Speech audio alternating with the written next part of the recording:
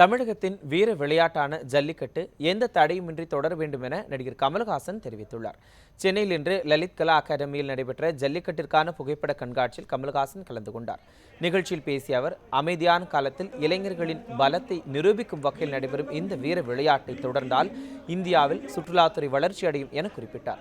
ஜல்லிக்கட்டிற்கு ஏறு தழுவுதல் என்று தமிழில் பெயர் மாற்றம் செய்ய வேண்டும் எனவும் நடிகர் கமல்ஹாசன் கோரிக்கை விடுத்துள்ளார். இந்த ஜல்லிக்கட்டை பொறுத்தவரையிலும் வீர விளையாட்டுன்னு தெரியும், எவ்வளவு வீரம் நிறைந்த விளையாட்டுன்றது பல பேருக்கு தெரியாது. அது மிருகங்களுக்கு தொல்லை கொடுக்கக்கூடிய விளையாட்டு, அதை ரொம்ப தொந்தரவு பண்ற விளையாட்டு பல பேர் நினைச்சிருக்காங்க. அது ஸ்பெயினை பொறுத்தவரைக்கும் உண்மையாக இருக்கலாம், இட்டாலியை பொறுத்தவரைக்கும் அது உண்மையாக இருக்கலாம்.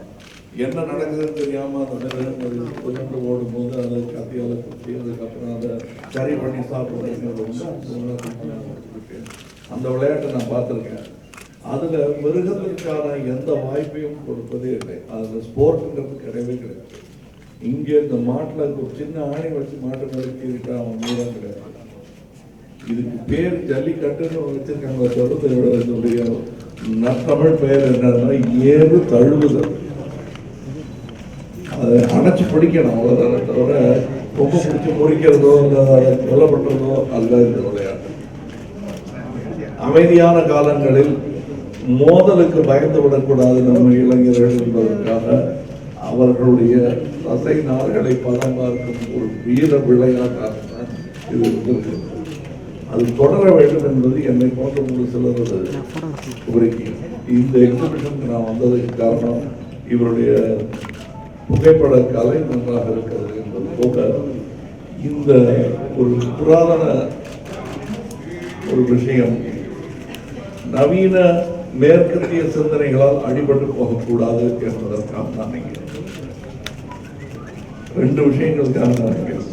இது தொடர வேண்டும். இது ஒரு டூரிஸ்ட் அட்ராக்ஷன், தமிழ்நாட்டில் பெருமையாக சொல்லிக்கிறதுக்கு இதுவும் ஒன்று.